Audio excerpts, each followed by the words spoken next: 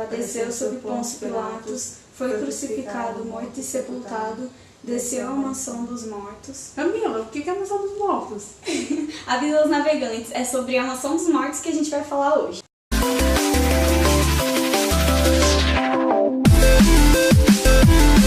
Então, hoje a gente vai falar um pouco sobre a mansão dos mortos. E a gente escuta muito isso na liturgia, escutou durante a Páscoa, escuta também na Bíblia. Mas enfim, o que é a mansão dos mortos? Que lugar é esse? O que Cristo foi fazer lá? Então, quando Adão saiu do paraíso, as pessoas que morriam não poderiam ir mais para o céu. Então, essas pessoas iriam para a mansão dos mortos, que era um lugar onde todos, justos e os maus, iriam depois que morressem.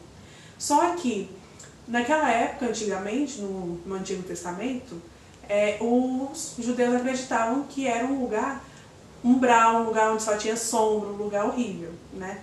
Só que Deus foi revelando ao longo do tempo que era um lugar que as pessoas iam por merecer. Por exemplo, fui uma pessoa boa, então eu vou para lá ser feliz, e também uma pessoa que fez algo ruim, que foi má durante a vida, vai também ter sua recompensa. Mas todos ficaram no mesmo local. Então, com a morte de Cristo, que ele, de sexta-feira para o sábado, ele foi até esse lugar que é a mansão dos mortos, chamado de Sheol, de Hades no grego, né, que é uma palavra grega, ou então infernos, né, como o catecismo fala. Então ele foi para lá e foi para libertar os justos, porque os justos, eles já estavam felizes lá, já tinham felicidade, mas ainda não viam a Deus. Então Jesus foi lá para libertar os justos. Só que é importante falar assim, que Jesus não foi libertar os maus. Os maus já tiveram sua recompensa, né? Enfim, foram para o inferno. E também Jesus não veio abolir o inferno. O inferno continua, né? Mas veio trazer para os justos o céu. Então, essa é a ideia da mansão dos mortos. Então, agora a gente vai falar sobre a... Tem um diálogo muito interessante que é uma tradição que vem lá do século IV, que fala de um diálogo que Deus teve com Adão. Jesus Cristo teria falado que enquanto Adão escolheu sair do jardim do Éden, Jesus Cristo foi crucificado num jardim para libertá-lo. Enquanto Adão dormiu e Deus fez da costela dele, do lado de Adão, fez Eva, que levou ele a pecar, e os dois pecaram na mesma proporção, Jesus teve o lado aberto para que a nossa humanidade fosse redimida. Enquanto Adão estendeu a mão para pegar o fruto proibido, Jesus teve as mãos chagadas para pagar os nossos pecados. Também essa tradição fala sobre como Cristo já era sobre a comunhão de Cristo com aqueles que seriam elevados aos céus, que estavam na mansão dos mortos.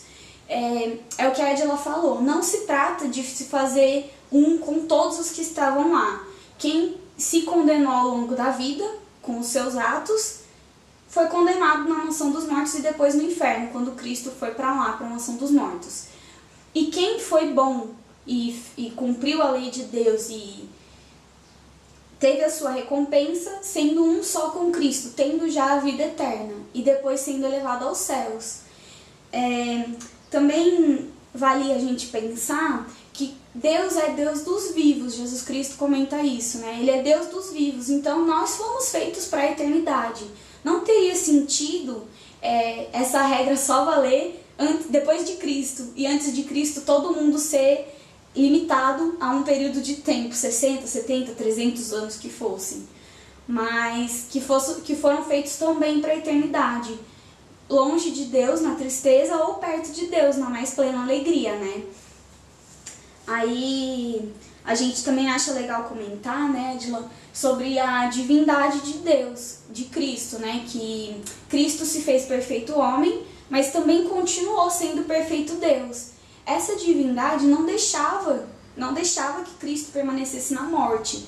Então essa divindade meio que puxou ele de volta para a vida. E com ele, os que foram justos, né? São José, por exemplo, Adão, que apesar de ter trazido o pecado, também foi, né, foi elevado. Sim. Abraão, Jacó, Isaac, todos eles. Exatamente. E também, junto com a ideia da mansão dos mortos, tem a ideia da ressurreição.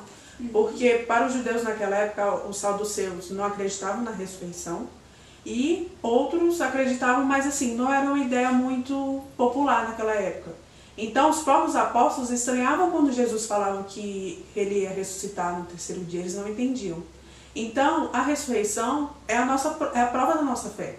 São Paulo fala em 1 Coríntios, capítulo 15, que ele fala que a nossa fé seria vã se não tivesse a ressurreição. Então, é importante ver isso, né, que depois que Jesus foi à mansão dos mortos, né, os justos foram para o céu, ele também ressuscitou e mostrou para os seus discípulos.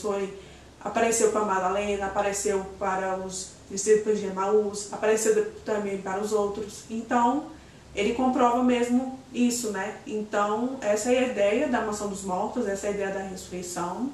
Da Páscoa.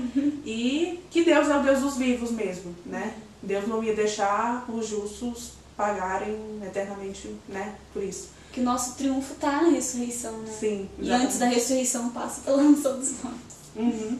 Então, é isso. Essa é a nossa ideia, mais ou menos o nosso tema.